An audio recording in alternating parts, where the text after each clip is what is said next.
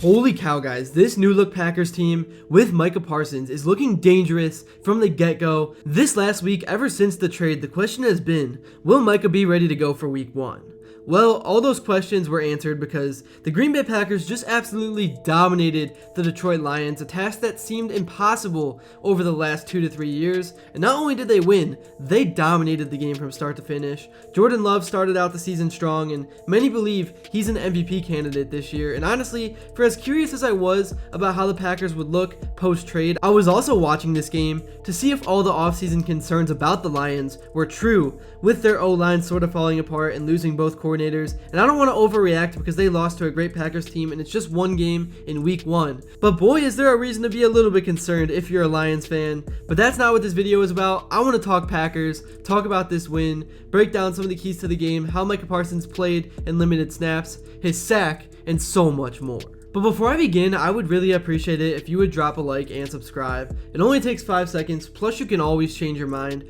We are on the road to 60,000 subscribers, and with your support, I believe that we can get there super fast. Alright, so this game was just thoroughly dominated by the Packers. At one point, it was 27-6, and even though Parsons was on limited snaps, man, his joy out there on the football field just seems to be back. He mentioned multiple times how draining the last 6 months have been in previous interviews, and he hated that the trade had to come so late before the start of the season, so he couldn't be out there all offseason with his new teammates throughout camp. But as the season goes on and he gets his footing underneath him, man, oh man, are the Packers going to be one of the most complete teams in the league. The Packers have a 2-5 record against the Lions since September 30th of 2022. Detroit came in as divisional champs and Green Bay came in with revenge on their minds. Before I get into how this game went down, let's get into some of the numbers. Jordan Love was 16 for 22 in passing with 188 yards, 2 touchdowns, 0 sacks, and 0 turnovers. He did have 1 near interception and a pick 6 that was overturned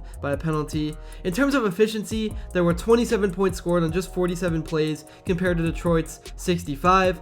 To me, that's a stat that highlighted the offensive productivity. In terms of the key playmakers, Josh Jacobs had 19 carries for 66 yards and 1 touchdown. He kind of just chipped away throughout the game, joining select company in Packers history. Romeo Doubs had 2 receptions for 68 yards, which led the team, and then Jaden Reed had 3 receptions for 45 yards and also 1 touchdown. Tucker Kraft also had a touchdown catch, and the rookie Matthew Golden from Texas was 2 for 2 with 16 yards, which to me just shows reliability. Obviously not a lot of targets or production, but he got done what he needed to get done for his debut. Now in terms of how the Packers were in the red zone, they were 3 for 5 and showed effective execution in those big critical spots that you need to score in when you need to put 7 on the board instead of 3. The Lions did actually lead the time of possession in this game, which was kind of surprising. At one point it was not even close, but I think it was mainly because the Packers were just explosive, man. They had explosive scoring drives, including a 2-play 65-yard touchdown drive as well. Now let's talk about what the Packers defense did. Edin Cooper had 12 tackles, 8 of them were solo. He showed a lot of range and tackling reliability. Rashawn Gary had 1.5 sacks, maintaining a pass rush presence through the game. Devontae Wyatt had a sack and 3 hits on Goff. He has always been a disruptor, and he showed it once again. Lucas Van Ness had a sack and 4 pressures, which was a team high, underscoring improvement and versatility from his make-or-break offseason. Colby Wooden had 6 tackles, 2 of those were for a loss. He also had a QB hit as well, and he came out of this game as an emerging role player who was noted for making impact plays and just being involved in almost every phase of the game for the defense.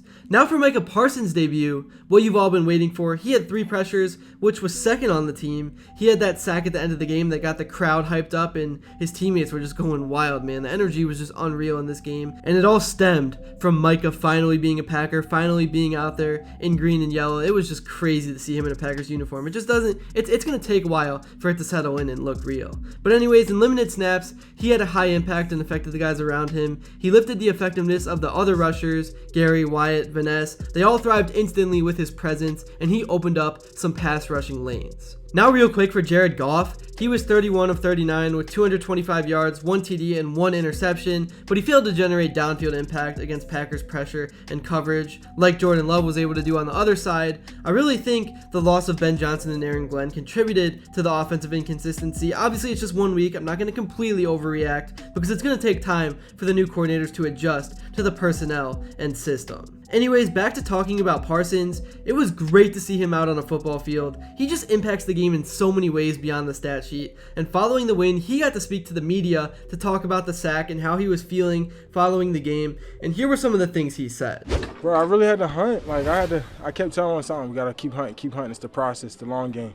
Just keep coming close sucks, but to finally just get it and just get that relief. But now I just gotta work on just increasing my stamina and be able to go on for longer periods of time, so that way, they don't score at the end, we get the egg.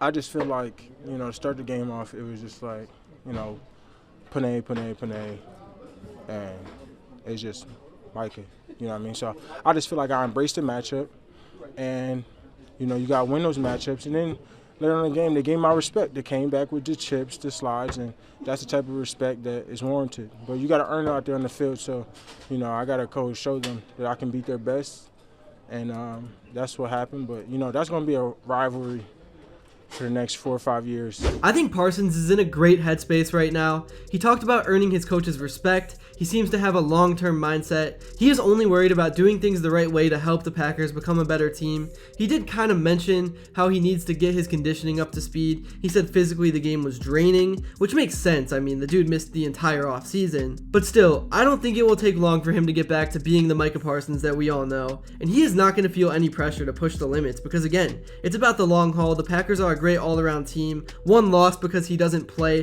the entire game isn't going to hurt them in the long run. He really is just an added bonus that pushes them over the top. Alright, now moving on from Parsons, let's talk more about Jordan Love, because like I said, he's going for MVP this year. That's the type of season he wants to have, and what a better way to start out that journey than by going 16 for 22 with 188 yards and 2 touchdowns. Now, I know those aren't numbers that will blow you away when you look at the stat sheet, but you have to look at them for what they actually are. Once the Packers had clear control of this game from the jump, they started running the ball or running shorter and safe pass plays, so his numbers could have been more glamorous, but at the end of the day, the scoreboard is all that matters. Here's what Jordan Love had to say to the press following his performance. No, it's amazing.